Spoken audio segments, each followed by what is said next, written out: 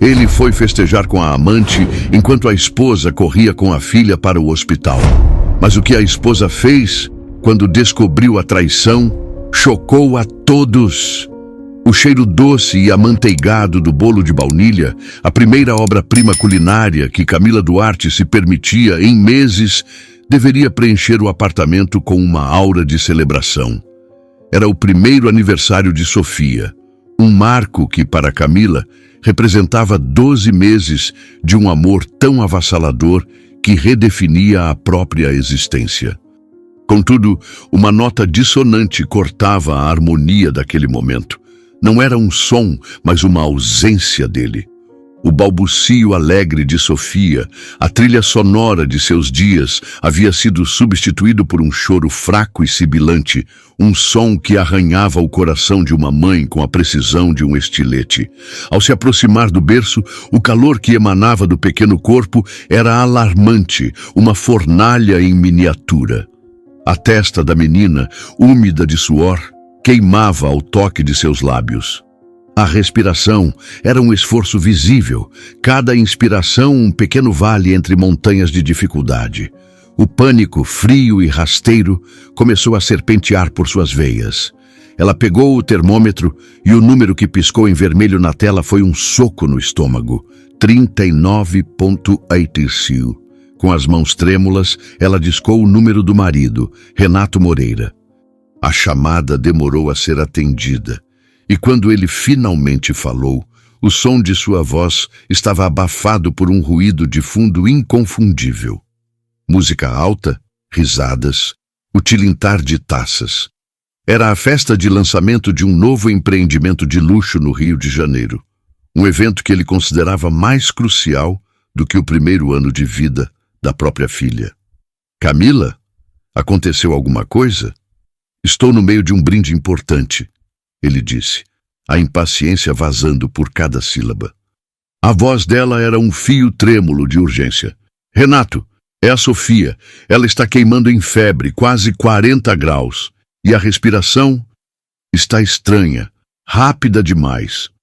Estou com medo. Do outro lado da linha, um suspiro. Não de preocupação, mas de puro fastio, como se ela fosse uma funcionária incompetente apresentando um problema trivial. Pelo amor de Deus, Camila, é só uma virose. Crianças ficam doentes, dá um antitérmico, um banho morno. Você sempre exagera. Eu não posso simplesmente largar tudo aqui. Tenho investidores do mundo todo na minha frente. Antes que ela pudesse articular a profundidade de seu medo, a súplica que se formava em sua garganta, ele a cortou. Olha, preciso ir. O governador está me chamando. A gente se fala amanhã. E a linha ficou muda. Naquele silêncio ensurdecedor, quebrado apenas pelo chiado agoniado da respiração de Sofia, algo dentro de Camila se partiu. Não foi um estalo ruidoso, mas uma fratura silenciosa e profunda, daquelas que comprometem a estrutura inteira de um edifício. A imagem do marido, o visionário da energia solar, o Rei Verde, como a imprensa o chamava, brindando seu sucesso a centenas de quilômetros de distância, enquanto a filha deles lutava por ar, não era apenas um ato de negligência. Era um abandono. Uma declaração final de que ela e Sofia eram meros acessórios em sua vida grandiosa, descartáveis quando inconvenientes. A dor da rejeição foi rapidamente consumida por uma fúria fria e cristalina. As lágrimas que ameaçaram cair congelaram antes de chegar aos olhos. Não havia tempo para desespero.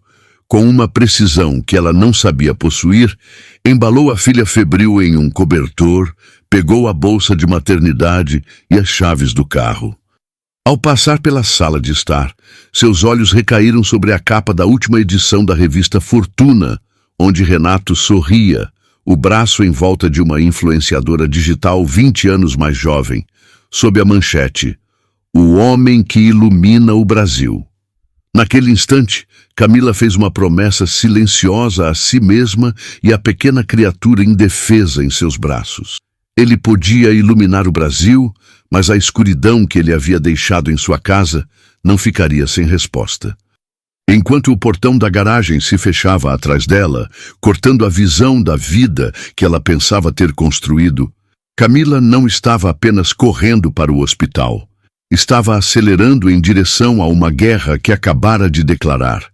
A jornada até o Hospital Albert Einstein, em São Paulo, foi um borrão de luzes da cidade e orações silenciosas. Cada farol vermelho era uma tortura, cada carro lento à sua frente, um inimigo. Sofia, na cadeirinha, alternava entre um sono inquieto e gemidos que rasgavam a alma de Camila. Ao chegar à emergência pediátrica, um mundo de eficiência e calma tensa a envolveu. Médicos e enfermeiros se moveram com uma urgência que validava seus piores medos. A palavra pneumonia foi mencionada, seguida por saturação de oxigênio baixa. Sofia foi levada para uma sala de tratamento intensivo e Camila foi deixada em uma sala de espera estéril, um limbo de culpa e pavor. Horas se arrastaram como séculos. Finalmente, uma médica com olhos cansados, mas gentis, aproximou-se. Mãe, você chegou na hora certa. É uma pneumonia viral severa. Os pulmões dela estavam começando a falhar. Mais algumas horas em casa e o quadro poderia ser irreversível. A palavra irreversível ecoou na mente de Camila, colidindo com a frase displicente de Renato. É só uma virose. A indiferença dele não era apenas um insulto, era uma sentença de morte em potencial. Na quietude do quarto particular para onde Sofia foi transferida, já estabilizada e ligada a um monitor que apitava ritmicamente, a fúria de Camila começou a se solidificar, transformando-se de uma emoção volátil em um propósito de aço. O desespero deu lugar a uma clareza cortante. A mulher que havia chorado de medo no carro era uma lembrança distante. Em seu lugar, ressurgia uma versão de si mesma que ela havia enterrado sob anos de concessões e sacrifícios. Antes de ser a senhora Moreira, anfitriã de jantares de negócios e gerente de uma mansão impecável, ela era Camila Duarte, a engenheira ambiental, uma das mentes mais brilhantes de sua turma na USP, autora de projetos premiados que integravam sustentabilidade e desenvolvimento comunitário. Ela não apenas entendia de energia limpa, ela era apaixonada por seu potencial transformador. Foi essa paixão que a conectou a Renato. Ele era o empresário ambicioso, o vendedor de sonhos com uma visão grandiosa de cobrir o Brasil com painéis solares. Juntos, Cami, ele dizia nos primeiros dias, espalhando plantas e projeções sobre a mesa de seu pequeno apartamento. Você com o cérebro, eu com a audácia. Vamos construir um império verde, um legado para este país. Ela acreditou. Acreditou no sonho e no homem. Fundiu sua pequena consultoria de sucesso na empresa nascente dele, a Moreira Energia. Seus projetos, sua expertise técnica, seus contatos no setor ambiental foram a fundação sobre a qual ele ergueu os primeiros pilares de seu império. O nome dela nunca esteve nos comunicados à imprensa ou nas placas de inauguração. Mas sua alma estava em cada cálculo de eficiência, em cada estudo de impacto que viabilizou os contratos milionários. Então, veio o casamento, e com ele, a sugestão sutil, depois insistente, de que ela desacelerasse. Você já fez tanto, meu amor. Agora curta a vida que construímos. Foque em ser minha esposa, em criar nossa família. Cansada de lutar por reconhecimento, seduzida pela promessa de uma parceria de vida, ela cedeu. Trocou seus capacetes e botas de campo por vestidos de grife e listas de supermercado. Lentamente tornou-se invisível, uma peça decorativa na mansão que ela mesma ajudara a apagar. Ele a transformara em uma empregada de luxo em sua própria casa, e ela, cega pelo amor e pela rotina, havia permitido. Agora, sentada ao lado da filha adormecida, a arquiteta de seu próprio cativeiro via as paredes da prisão com uma clareza ofuscante. Ela pegou o celular. Seus dedos ignoraram os números da família e dos amigos. Ela não precisava de consolo, precisava de um aliado. Rolou a lista de contatos até encontrar um nome que não discava há mais de 2 anos. Um nome que representava uma lealdade antiga e uma injustiça compartilhada. Augusto Nunes, o ex-diretor financeiro da Moreira Energia. O homem que Renato havia demitido por ser honesto demais. Ela apertou o botão de chamada, o coração batendo num ritmo firme e perigoso. A guerra havia começado e ela precisava de seu primeiro general. Augusto Nunes atendeu no 3º toque, sua voz carregada daquela exaustão crônica de quem dorme pouco e pensa demais. Alô? Havia uma hesitação, a cautela de um homem que aprendeu da maneira mais dura que uma ligação inesperada raramente traz boas notícias. Augusto, é a Camila. Camila Duarte. Uma pausa do outro lado da linha. Camila podia quase visualizar a cena.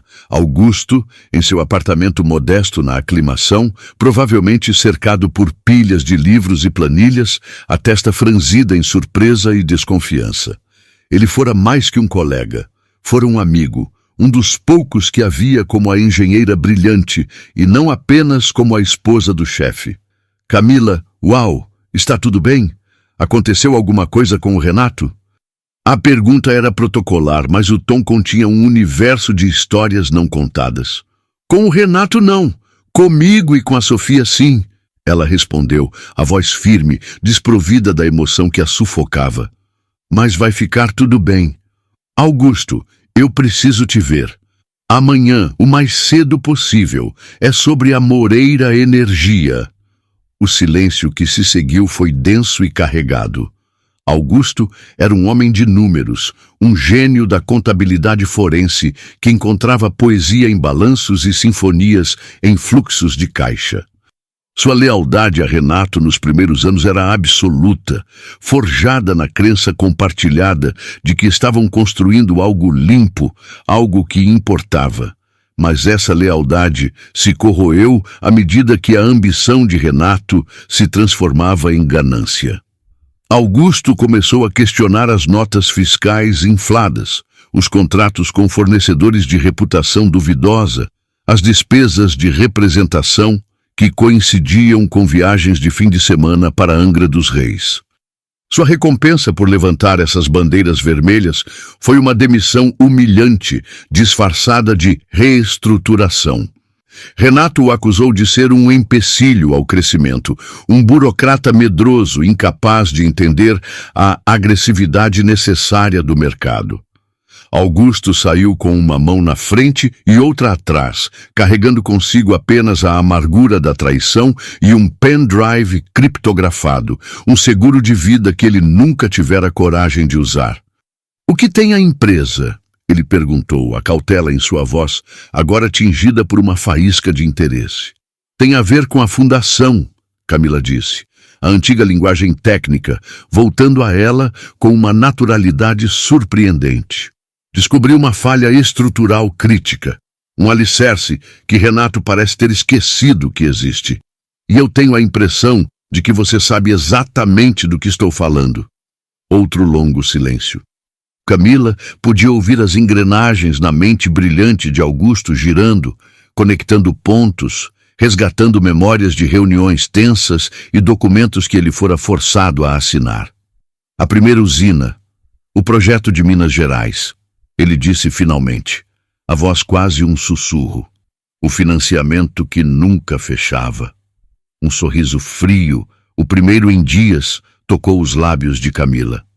Exatamente. Meu antigo escritório de consultoria na Vila Madalena, 8 da manhã. Você ainda lembra o endereço? Camila, o que você está planejando? A pergunta dele não era de um ex-colega curioso, mas de um conspirador em potencial. Ela olhou para o rosto sereno de Sofia, dormindo sob o efeito dos medicamentos, a pequena mãozinha segurando seu dedo com uma força surpreendente. Seu plano, que até aquele momento era apenas um borrão de raiva e instinto, começou a tomar uma forma nítida e letal. Não era mais sobre vingança, era sobre restituição. Era sobre garantir que o futuro de sua filha fosse construído sobre rocha sólida, não sobre a areia movediça da moral de Renato. Estou planejando uma auditoria hostil, ela disse, cada palavra pesando 1 tonelada. E você vai ser meu sócio. O escritório na Vila Madalena era uma cápsula do tempo. Coberto por uma fina camada de poeira, o espaço guardava os fantasmas de uma carreira interrompida. Rolos de projetos arquitetônicos e estudos de impacto ambiental, amarrados com barbante, pareciam pergaminhos antigos em um canto. Maquetes de parques eólicos e usinas de biomassa, antes o orgulho de Camila, eram formas espectrais sob lençóis brancos. Ela mantivera o aluguel em segredo, pago com o dinheiro de um pequeno investimento que fizera antes de conhecer Renato. Era sua única rota de fuga. Um santuário pessoal que o marido, em sua arrogância, chamava de o quartinho de passatempo da Cami, e do qual ele havia se esquecido completamente. Pontualmente às 8, Augusto Nunes bateu à porta. Ele parecia mais velho do que Camila se lembrava, o terno impecável contrastando com os olhos cansados de quem carrega o peso do mundo. Ele era um homem que se sentia seguro entre as linhas de uma planilha. E o que Camila estava propondo era o caos em sua forma mais pura. Café? Ela ofereceu, apontando para uma cafeteira italiana sobre a pequena bancada. Obrigado, ele disse, seu olhar percorrendo o ambiente, absorvendo a evidência de uma mente brilhante colocada em hibernação forçada. A última vez que estive aqui, você estava desenhando o sistema de captação de água para aquele condomínio em Itu. Ganhamos um prêmio por aquilo. Muita coisa mudou desde então, Camila disse, entregando-lhe uma caneca. Renato está no Rio, desfilando com uma amante novinha em festas de gala, enquanto nossa filha quase morreu de pneumonia ontem à noite porque ele disse que era só uma virose. A expressão de Augusto não se alterou, mas um músculo em sua mandíbula se contraiu. Ele não estava surpreso. Ele via os relatórios de despesas, os pagamentos para agências de modelos sob o código de consultoria de marketing, as joias caríssimas classificadas como brindes corporativos. Eu sinto muito, Camila, de verdade. Não estou procurando compaixão, Augusto. Estou procurando um parceiro, ela disse, o tom agora puramente profissional. Você sabe tão bem quanto eu que a Moreira Energia foi construída sobre a base dos meus projetos e da sua estratégia financeira. Nós éramos para ser os parceiros. Em vez disso, viramos a equipe de apoio. Ela deixou a frase pairar no ar, pesada e desconfortável. Augusto olhou para o fundo de sua caneca de café. Ele conhecia a história. Estivera com Renato desde o início, transformando um capital inicial modesto em linhas de crédito multimilionárias. A promessa de se tornar sócio fora a cenoura que Renato balançou na sua frente por 1 década. A demissão humilhante fora o chicote final. O que você quis dizer com falha estrutural? Ele perguntou, indo direto ao ponto. Camila caminhou até um armário de metal trancado. Girou o segredo do cadeado, abriu uma gaveta e retirou uma pasta de couro grossa e gasta. Colocou-a sobre sua antiga mesa de desenho. A usina solar de Três Corações, ela disse. O projeto que colocou a empresa no mapa. Lembra do financiamento? Do buraco final de 5 milhões de reais que nenhum banco queria cobrir? Claro, disse Augusto.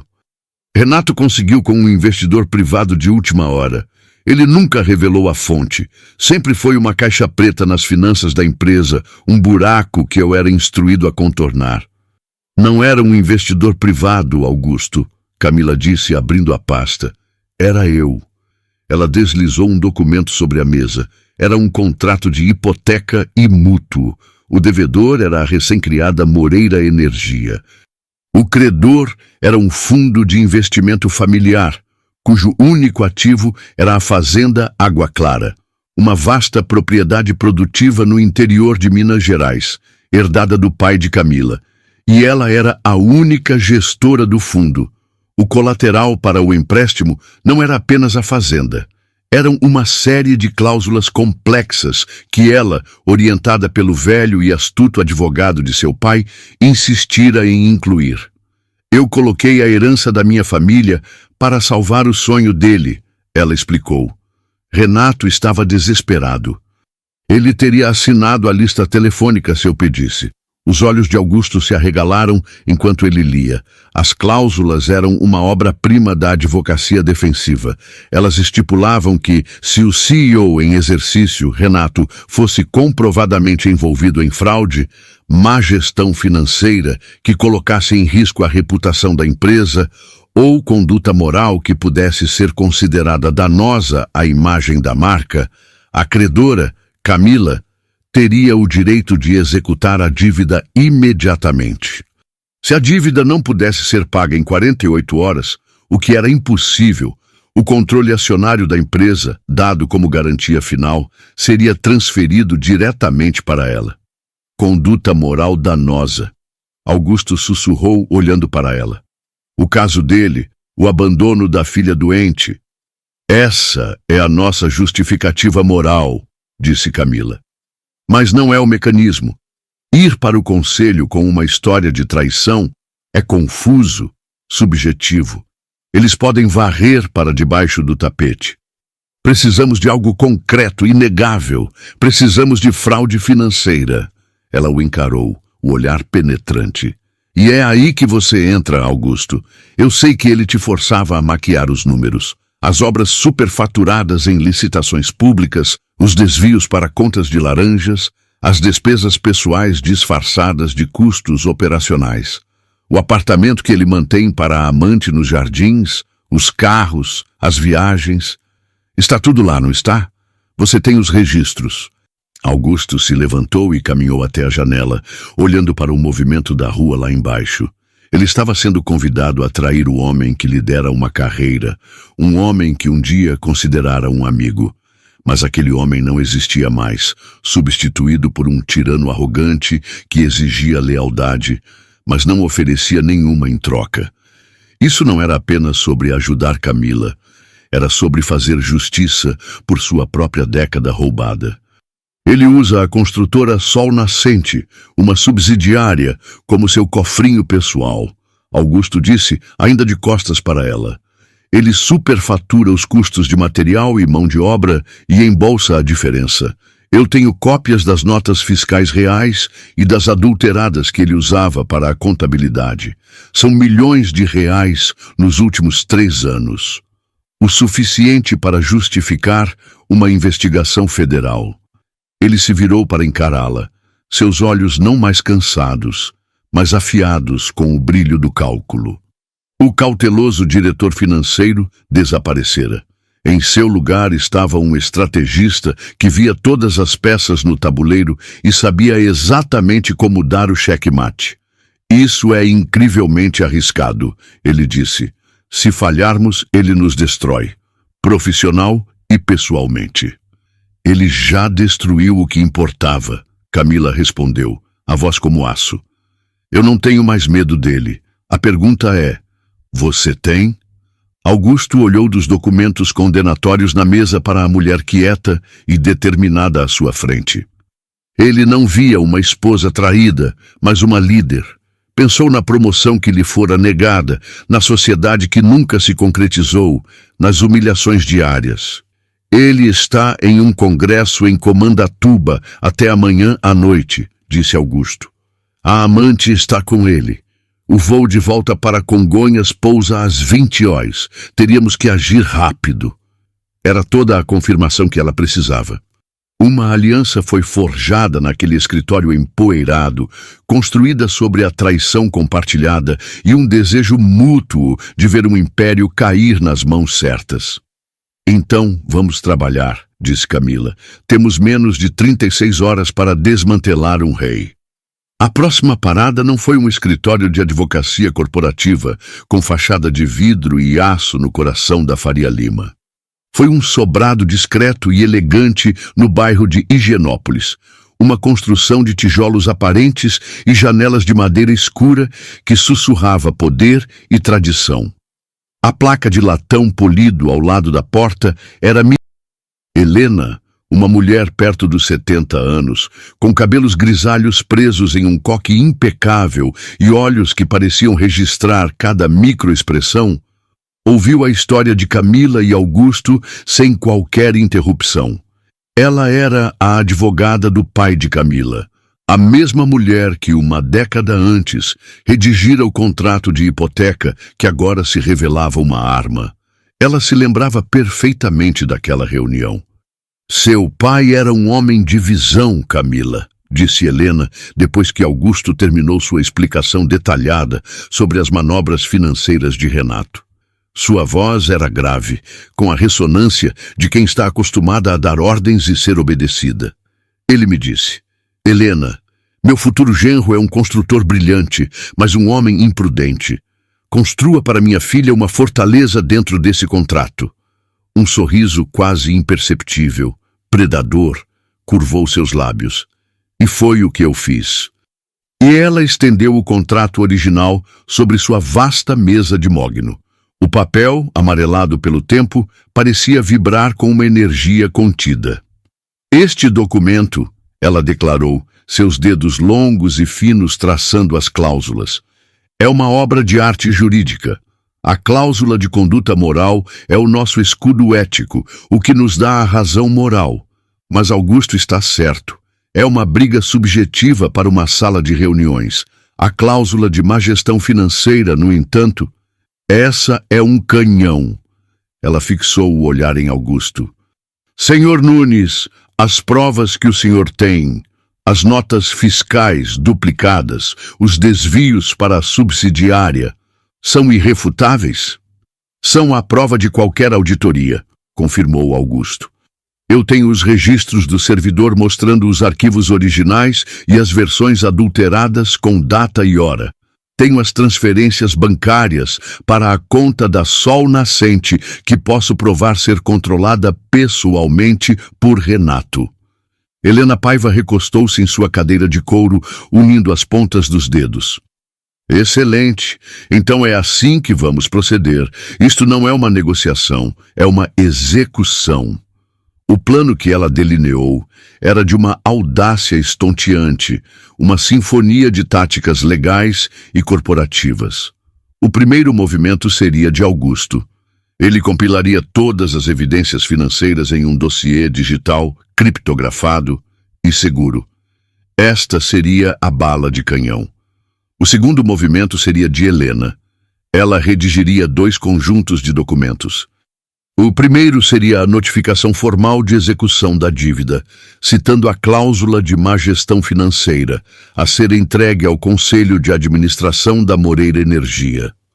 O segundo, e mais crítico, seria um pedido de emergência à Junta Comercial do Estado de São Paulo e ao banco que mantinha as ações da empresa em custódia. Esse pedido executaria a transferência da propriedade majoritária para Camila, conforme o acordo de garantia no contrato de hipoteca. A chave, explicou Helena, os olhos brilhando com a luz da batalha, está no artigo 27, parágrafo 3º, do próprio Estatuto Social da empresa. Um estatuto que o próprio Renato redigiu. Ele permite a transferência emergencial do Poder Executivo, sem a necessidade de votação do Conselho em caso de passivo legal ou financeiro catastrófico que ameace a solvência imediata da corporação. Suas provas, senhor Nunes, demonstram que Renato é o passivo catastrófico. Nós não estamos tomando a empresa. Estamos salvando-a de seu CEO corrupto. Ela estava usando as próprias armas de Renato contra ele. Era genial em sua simplicidade letal. Quando isso acontece? Perguntou Camila, o coração martelando contra as costelas, uma mistura de medo e exaltação. O tempo é tudo, disse Helena, consultando um calendário de mesa. Renato pousa em Congonhas às 20h de amanhã. Ele irá direto do aeroporto para o apartamento da amante. Ele não entrará em contato com o escritório até a manhã seguinte. Portanto, agimos amanhã à noite. Às 19h em ponto, senhor Nunes, o senhor transmitirá eletronicamente o dossiê para mim e para um endereço de e-mail seguro que fornecerei para cada membro do conselho. Às 19h01, meu oficial de justiça entregará a notificação na residência do presidente do conselho. No mesmo instante, eu protocolarei eletronicamente a transferência de ações na junta comercial e notificarei o agente de custódia. O carimbo de data hora digital é a nossa prova irrefutável.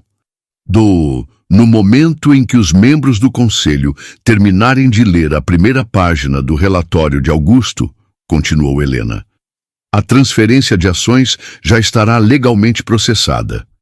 Eles serão confrontados com uma escolha: ficar do lado de um CEO que acabou de ser exposto como um criminoso e que legalmente já perdeu o controle da empresa, ou ratificar a nova acionista majoritária. Será a decisão mais fácil que eles já tomaram. Havia uma perfeição assustadora no plano. Nenhuma margem para erro, nenhum tempo para Renato reagir. Quando ele acordasse na manhã de quarta-feira, a guerra já teria terminado, e ele seria o único a não saber. Ao saírem do escritório de Helena e pisarem no ar úmido da cidade, Camila sentiu uma vertigem, como se o chão sob seus pés tivesse se movido. Isso era real. Estava acontecendo. "Você está pronta para isso?" perguntou Augusto, a voz baixa e tensa. "Depois que apertarmos esse botão, não há como voltar. Você estará no comando de uma empresa de R$1 bilhão. Você será a chefe dele." Camila pensou em Sofia, em seu leito de hospital, o peito subindo e descendo com dificuldade. Pensou na voz de Renato ao telefone, gotejando desprezo. "É só uma virose." Ela olhou para Augusto, sua expressão endurecida em uma máscara de pura determinação. "Ele construiu o império dele na minha sombra." Ela disse: "Está na hora de eu pisar no sol. Vamos derrubá-lo." A terça-feira foi um dia de uma calma surreal, a quietude que precede a tempestade. Camila passou o dia no hospital, seu universo encolhido ao tamanho do quarto de Sofia. A menina estava respondendo bem ao tratamento. A febre havia cedido e o chiado em sua respiração estava diminuindo. Segurando seu corpo pequeno e quente contra o seu, Camila sentiu uma onda avassaladora de propósito. Era por ela. Cada passo arriscado e aterrorizante que estava dando era para construir um mundo seguro para aquela garotinha. Um mundo livre dos caprichos de um homem como Renato. Ela coordenava as ações com Augusto e Helena por meio de mensagens criptografadas, seus polegares digitando comandos e confirmações na tela do celular. Engenheira, mãe e agora general. Enquanto isso, a mais de 1.000 quilômetros de distância, em um resort de luxo na Bahia, Renato Moreira vivia em uma realidade paralela. Ele estava em um campo de golfe com a amante, a brisa do mar um tônico para seu ego inflado. Acabara de fechar um acordo preliminar para um novo complexo de energia eólica, celebrando com champanhe e os elogios servis de sua nova companhia. "Você é um rei, Rê", a influenciadora disse, aninhando-se contra ele na varanda do bangalô. "Você literalmente move o mundo. E não se esqueça disso." Ele respondeu, sentindo-se invencível. Ele pensou brevemente na ligação frenética de Camila. Histérica, pensou com um sorriso de desdém. Ela provavelmente levou Sofia ao pronto-socorro por causa de um resfriado e agora devia estar se sentindo tola. Ele lidaria com o drama dela quando voltasse. Enviou-lhe uma única mensagem de texto, seca e arrogante. "Espero que esteja tudo bem. Pouso amanhã às 20h." Ele não notou, nem se importou, que ela nunca respondeu. Às 20h de terça-feira, o jato particular de Renato tocou o solo do aeroporto de Congonhas. Como Helena previra, ele não foi para casa. Seu motorista o levou direto para um arranha-céu elegante nos jardins, para o apartamento que alugava para a amante, aquele pago com os fundos desviados da sol nascente. Às 18h55, Camila estava afivelando uma Sofia sonolenta em sua cadeirinha, recebendo alta do hospital e pronta para ir para casa. O momento pareceu um sinal do universo. Ao mesmo tempo, em seu home office, Augusto Nunes tinha o dedo pairando sobre o mouse. Em sua tela, um único arquivo criptografado com o rótulo Projeto Girassol. Ele continha cada pedaço de evidência condenatória contra Renato. Uma lista de distribuição estava pré-carregada. Helena Paiva e os endereços de e-mail pessoais de todos os 7 membros do Conselho da Moreira Energia. Em seu escritório, Helena Paiva tinha 2 documentos abertos em sua tela. Um era o protocolo de emergência para a junta comercial. O outro era a execução oficial da transferência de ações para o agente de custódia, ambos prontos para serem enviados com um único clique. A cidade pulsava ao redor deles, alheia ao golpe digital silencioso que estava prestes a ocorrer. Às 19h em ponto, Augusto clicou em enviar. A bala de canhão fora disparada. Instantaneamente, celulares começaram a vibrar em casas silenciosas e ricas por toda São Paulo, enquanto os membros do conselho recebiam o e-mail. A linha de assunto elaborada por Helena era simples e impossível de ignorar. Urgente.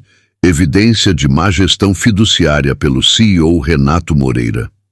Às 19h01, Helena clicou seu próprio mouse 2 vezes. Os protocolos foram enviados. Os carimbos de data, hora foram registrados. A fortaleza que o pai de Camila a mandara construir havia sido acionada e seu poder era agora dela.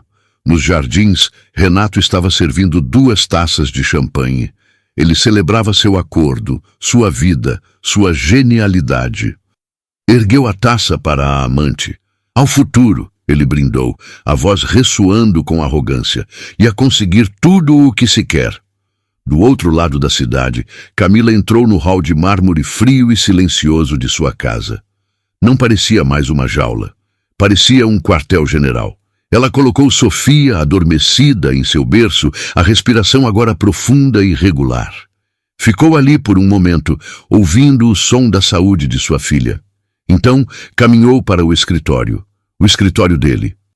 Era um santuário para seu ego, cheio de prêmios e fotos dele apertando as mãos de pessoas importantes. Ela sentou-se em sua grande cadeira de couro. Parecia confortável, parecia certa. Os membros do conselho, inicialmente chocados, agora liam freneticamente o relatório de Augusto. As evidências eram esmagadoras, um tsunami de fraude e engano. Havia cópias de extratos bancários, notas fiscais falsas e até uma cópia do contrato de aluguel do apartamento nos Jardins pago pela empresa.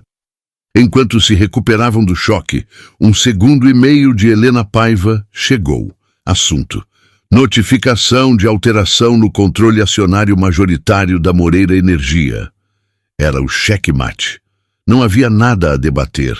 Ficar do lado de Renato agora seria suicídio corporativo. Em poucos minutos, a primeira resposta chegou, do presidente do conselho, um empresário da velha guarda chamado Otávio Lacerda. Sua mensagem foi breve e direta. Recebido. O conselho irá ratificar a transferência e apoiá-la, senhora. Duarte, aguardamos suas instruções. Camila leu o e-mail no computador de Renato. Um sorriso lento e firme se espalhou por seu rosto. Não era um sorriso de alegria ou de vingança. Era o sorriso quieto e satisfeito de uma engenheira observando seu projeto mais complexo, mais pessoal e, mais importante, ser executado com perfeição. O rei brindava seu reinado em um paraíso de tolos. Ele não tinha ideia de que seu reino já havia caído. Renato Moreira acordou com a sensação desconfortável de uma luz barata e agressiva. Não era o brilho suave e automatizado de sua mansão no Morumbi, cuidadosamente filtrado por persianas programadas, mas o clarão cru e impiedoso do sol de São Paulo cortando as janelas do chão ao teto do apartamento de sua amante. Uma dor de cabeça surda pulsava no ritmo de uma buzina distante, e sua boca tinha o gosto de champanhe velho e arrependimento. Não pela infidelidade, mas por ter exagerado na terceira garrafa de Veuve Clicquot. Bom dia, Rei do Sol, murmurou a influenciadora, espreguiçando-se ao seu lado. Sonhou com seu reino. Algo assim, ele resmungou, jogando as pernas para fora da cama. O poder era seu afrodisíaco e o acordo fechado na Bahia o deixara com uma sensação de divindade. Ele pegou o celular, pronto para iniciar seu ritual diário de disparar ordens e reafirmar seu domínio sobre o império que comandava. Tocou no ícone do e-mail corporativo. Uma pequena caixa de diálogo estéril apareceu na tela. Acesso negado. Por favor, contate o administrador do sistema. Ele franziu a testa, uma pontada de irritação. O departamento de TI, incompetente como sempre, provavelmente empurrou uma atualização de segurança defeituosa. Tentou novamente. Mesmo resultado. Ele mudou para a plataforma de mensagens internas da empresa, com a intenção de detonar o chefe de tecnologia. Seu perfil, normalmente uma foto profissional e confiante, havia desaparecido. Em seu lugar, uma silhueta cinza genérica. Todos os seus canais e grupos estavam inacessíveis. O que foi, amor? Perguntou a moça, apoiando-se em um cotovelo. Nada. Bando de idiotas que não conseguem manter os servidores funcionando. Ele estalou, a irritação crescendo. Decidiu ignorar os problemas menores e verificar a transferência bancária para o acordo da Bahia. Abriu o aplicativo de seu banco corporativo. Credenciais inválidas. Agora, a pontada de irritação se transformou em uma faísca de alarme genuíno. Isso não era uma falha simples. Era um bloqueio em todo o sistema. Ele ligou para seu diretor operacional, um bajulador que ele havia promovido no lugar de Augusto. Desta vez, o homem atendeu, a voz um guincho agudo de pânico puro. Renato! Meu Deus, Renato, onde você está? Que porra está acontecendo? Porque estou bloqueado em tudo? Renato latiu. Acabou, Renato. As contas, o conselho. Eles tiveram uma reunião de emergência ontem à noite. Estão dizendo que você está fora. O pessoal da Helena Paiva está aqui, trocando fechaduras, confiscando servidores. É a Camila, Renato. De alguma forma, é a Camila. O nome o atingiu como um choque físico. Camila, sua esposa quieta, dócil, a administradora do lar. A ideia era tão absurda, tão completamente sem sentido, que ele riu, uma risada seca e incrédula. Você está histérico. Ela não sabe nem como programar o micro-ondas, muito menos dar um golpe. É um ataque hacker, um dos bons. Agora se controle. Estou a caminho. Ele desligou, o coração martelando um ritmo frenético e dissonante contra suas costelas. Jogou as roupas da noite anterior, ignorando as perguntas da amante. Preciso ir, disse ele, a mente um turbilhão de negação e raiva. A ideia de Camila orquestrando isso era ridícula. Tinha que ser um concorrente, alguém tentando sabotá-lo. Ele os esmagaria. A viagem de Uber até a sede da empresa na Berrini foi um borrão de energia frenética. Ele era um tigre enjaulado, andando de um lado para o outro, nos limites do banco de trás. Ele se imaginava invadindo o saguão, um deus furioso descendo para restaurar a ordem, demitindo seu diretor operacional por incompetência, processando os hackers até a falência e reafirmando seu controle absoluto. Ele saltou do carro e marchou em direção à reluzente torre de vidro preto da Moreira Energia, seu monumento a si mesmo. Enfiou o crachá na catraca de segurança. Um zumbido áspero soou e uma luz vermelha piscou. Acesso negado. Ele tentou de novo. Zumbido. Acesso negado. O que é isso? Ele rugiu para o chefe de segurança do saguão, um homem de ombros largos chamado Ricardo, que ele via há anos. Ricardo, abra este portão agora mesmo. Ricardo parecia profundamente desconfortável, recusando-se a encontrar seus olhos. Sinto muito, Sr. Moreira. Minhas instruções são... Seu acesso foi revogado. Não posso deixá-lo passar. Minhas instruções? Eu dou as instruções aqui, ele berrou, sua voz ecoando no vasto saguão de mármore. Alguns funcionários se demoravam perto dos elevadores, observando, sussurrando. A humilhação pública foi um respingo de água fria, mas apenas alimentou sua fúria. Você está acabado, Ricardo. Está me ouvindo? Vou acabar com seu emprego. Eu vou... Isso será tudo, Ricardo. O senhor está lidando com a situação corretamente. A voz era calma, fria e absolutamente autoritária. Renato se virou. Parada ali estava Helena Paiva, flanqueada por 2 consultores de segurança impassíveis em ternos escuros. Ela segurava uma pasta grossa de cor azul marinho. Doutora Helena, ele zombou, tentando recuperar alguma aparência de controle. A que devo a honra? Minha esposa histérica contratou você para me entregar os papéis do divórcio? Sim, ela contratou, disse Helena, sem um pingo de emoção. Mas essa é a menor de suas preocupações.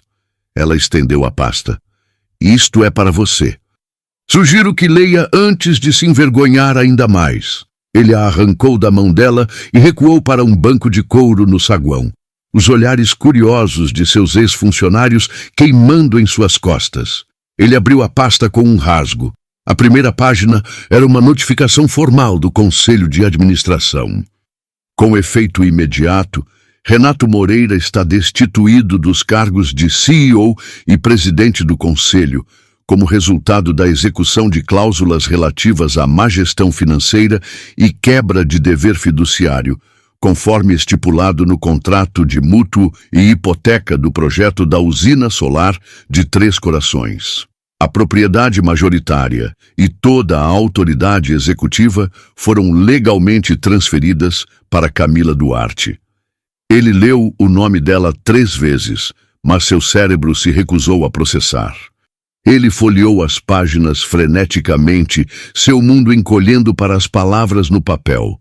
Havia uma cópia do contrato que ele assinara uma década atrás, uma memória turva e empoeirada de uma época de desespero. Ele viu sua própria assinatura arrogante no final. Ele viu o anexo, um resumo detalhado e condenatório do relatório financeiro de Augusto Nunes. Augusto, o contador quieto e leal. A traição foi tão profunda que o deixou sem fôlego. Finalmente, ele viu a ata da reunião do conselho com a assinatura de cada um dos membros. Homens que ele considerava seus aliados, seus peões, ratificando formalmente a tomada de poder de Camila. Ele estava se afogando. Pegou o telefone, discando para o presidente do conselho, Otávio Lacerda. Caixa postal. Tentou outro membro. Caixa postal. Um por um, ele tentou todos eles. Cada chamada não atendida era outra porta se fechando, outro prego em seu caixão. Ele era um exilado, um pária. A energia frenética se esvaiu dele, substituída por um frio oco e aterrorizante. Ele chamou outro táxi, a voz um sussurro rouco. Morumbi. A viagem para casa foi uma descida a um inferno pessoal. A cidade que ele antes via como seu playground particular, agora parecia alienígena e zombeteira. Ele via flashes do rosto de Camila ao longo dos anos. Suas perguntas perspicazes sobre contratos que ele lhe dissera para não se preocupar. A inteligência aguçada em seus olhos que ele escolhera ignorar. Sua competência silenciosa que ele confundira com fraqueza. Isso não foi um ato emocional repentino. Foi uma estratégia, uma demolição planejada e meticulosamente executada. Quando ele finalmente irrompeu pela porta da frente de sua casa, encontrou-a silenciosa. Ele invadiu os corredores de mármore, gritando o nome dela. Camila! Camila! Ele a encontrou em seu escritório. O escritório dela. Ela estava sentada atrás de sua mesa, vestida com um elegante vestido de corte reto, azul marinho. O ar na sala era diferente. A desordem de seu ego, os prêmios inúteis, as fotos autocongratulatórias, tudo havia sido removido. A sala parecia mais limpa, mais focada, mais poderosa. Na mesa à sua frente havia 2 coisas. uma xícara de chá fumegante e uma pilha de papéis do divórcio. Ela não ergueu os olhos quando ele entrou. Simplesmente tomou um gole lento e deliberado de seu chá, o tilintar da porcelana contra o pires, o único som na sala. Algo que você não estava disposto a fazer. Esta é a minha empresa, a minha vida. Ele rugiu, batendo com os punhos na mesa, um eco patético de sua raiva anterior. Você me enganou, isso é ilegal. Pelo contrário, ela disse, gesticulando para um documento grosso à sua esquerda. É perfeitamente legal. Sua assinatura está em cada página. E quanto à sua vida, você fez suas escolhas, Renato. Você escolheu a festa. Você escolheu a amante. Você escolheu me dizer que meus medos pela saúde de nosso filho não importavam. Você disse que era só uma virose. Bem, ela varreu a mão pelo escritório. Isto é só uma empresa. Ela empurrou os papéis do divórcio em direção a ele. Assine. São excepcionalmente generosos. Você ficará com mais do que o suficiente para recomeçar. Terá visitas supervisionadas a Sofia, dependendo do seu comportamento. Se você assinar, tudo fica em silêncio. Se você lutar contra mim, ela tocou na pasta contendo as provas de Augusto. Isto vai para o Ministério Público Federal e garanto que eles serão muito menos generosos do que eu. Ele a encarou, vendo-a de verdade pela primeira vez em anos. A esposa quieta e complacente se fora. Em seu lugar estava uma rainha, uma titã, uma mulher feita de ferro e gelo. A engenheira que ele um dia admirara e depois tolamente tentara enjaular, acabara de demolir seu mundo e construir o seu próprio sobre os escombros. E ele finalmente, verdadeiramente, entendeu. Ele não fora derrubado por um inimigo. Fora derrubado por uma consequência que ele mesmo criara. O confronto no escritório não foi a execução rápida que Camila antecipara. Foi o desmantelamento lento e agonizante de um homem.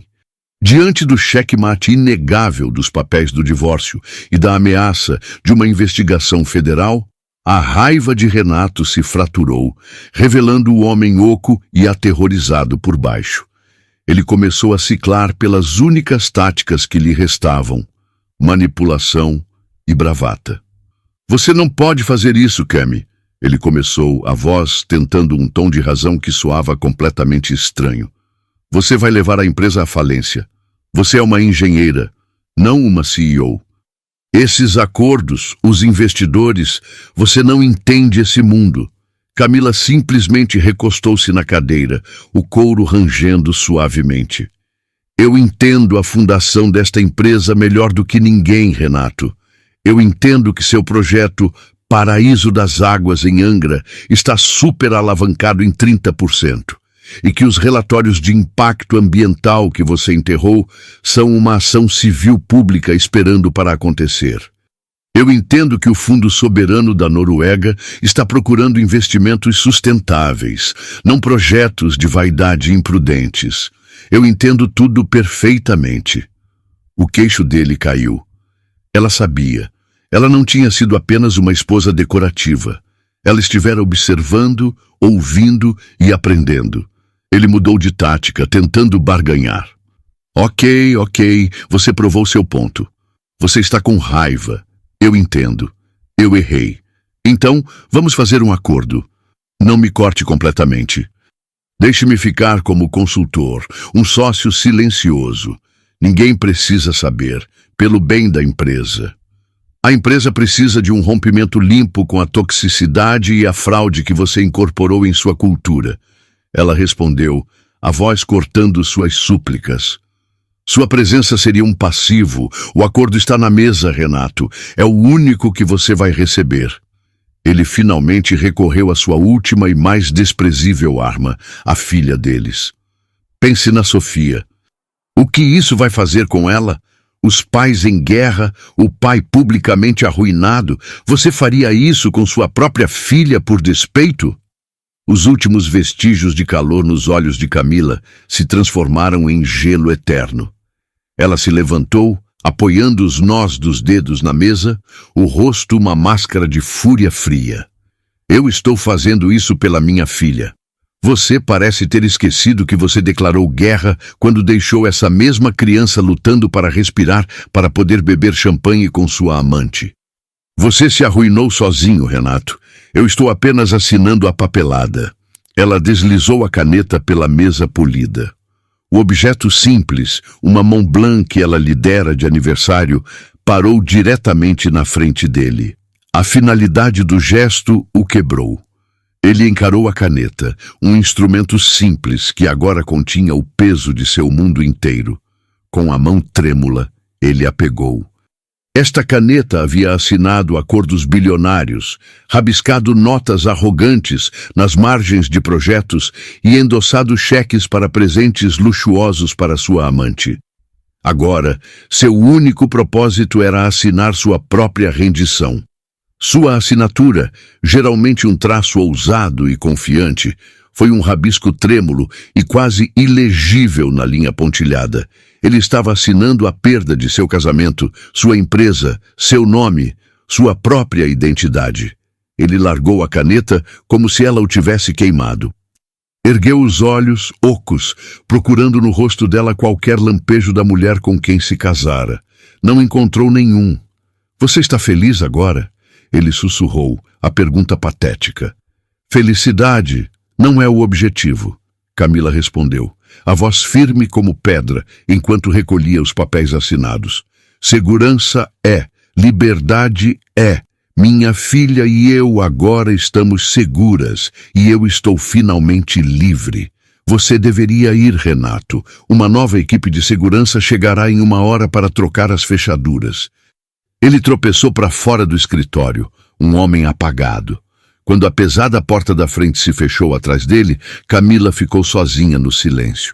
Não houve uma onda de riso triunfante.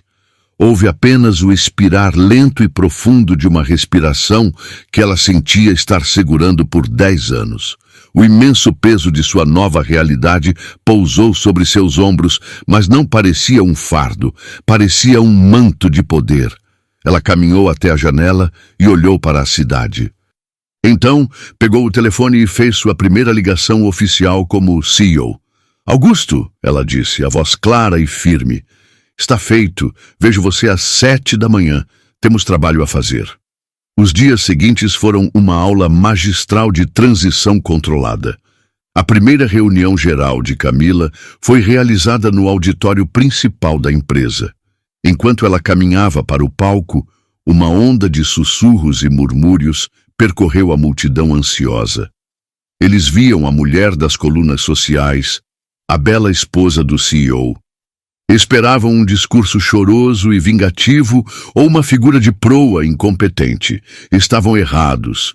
Vestida com um simples, mas impecavelmente talhado, vestido cinza carvão, ela irradiava uma aura de autoridade quieta e inabalável. Bom dia, ela começou. Meu nome é Camila Duarte. Antes de ser esposa ou mãe, eu era engenheira ambiental. Meus projetos para a usina de Três Corações e o complexo eólico de Ventania são as pedras angulares do sucesso inicial desta empresa. Não estou aqui para substituir Renato Moreira. Estou aqui para resgatar a visão original desta empresa, uma visão de inovação, qualidade e integridade. Ela foi direta e decisiva.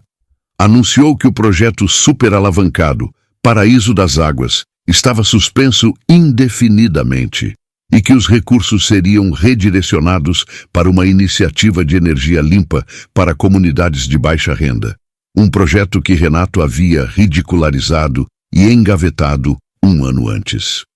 Anunciou a promoção de Augusto Nunes para diretor operacional, recebendo uma salva de palmas genuína daqueles que conheciam seu valor. Ela respondeu a perguntas da plateia com uma profundidade de conhecimento que chocou os céticos. Ela não era apenas a nova chefe, ela era uma líder.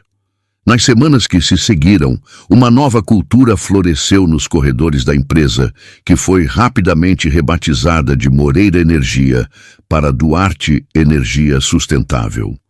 A bajulação baseada no medo que Renato fomentara foi substituída por colaboração e respeito. As pessoas começaram a deixar as portas de seus escritórios abertas novamente. O café na copa voltou a ser um lugar de troca de ideias, não de fofocas sussurradas. Uma noite, tarde, enquanto Camila e Augusto revisavam novos projetos em seu escritório, ele ergueu os olhos e sorriu. "Sabe", ele disse, "as pessoas estão conversando nos corredores de novo. Estão compartilhando ideias. Não tem medo de errar. Você não apenas tomou uma empresa, Camila. Você a libertou." Enquanto isso, o mundo de Renato havia encolhido ao tamanho de um banco de bar. Ele se sentava em um bar de hotel mal iluminado e caro, cuidando de um uísque, um fantasma assombrando seu próprio passado. Na tela grande acima do bar, um âncora de notícias financeiras elogiava a ascensão meteórica das ações da Duarte Energia. "A CEO Camila Duarte está sendo aclamada como uma visionária", disse o âncora, trazendo nova vida e um senso de propósito ético para o setor de energia. Em uma mesa próxima, 2 jovens banqueiros brindaram. "A Duarte", disse um deles, "lendária." Renato virou sua bebida, o som de sua própria irrelevância uma pílula amarga. 6 meses após a tomada de poder, o escritório de Camila não tinha nenhuma semelhança com o que Renato ocupara. Os móveis pesados e escuros se foram, substituídos por madeira clara, vidro e aço. Maquetes de seus novos e ousados projetos, pequenas fazendas solares para cooperativas agrícolas, turbinas eólicas para vilarejos remotos, alinhavam as paredes.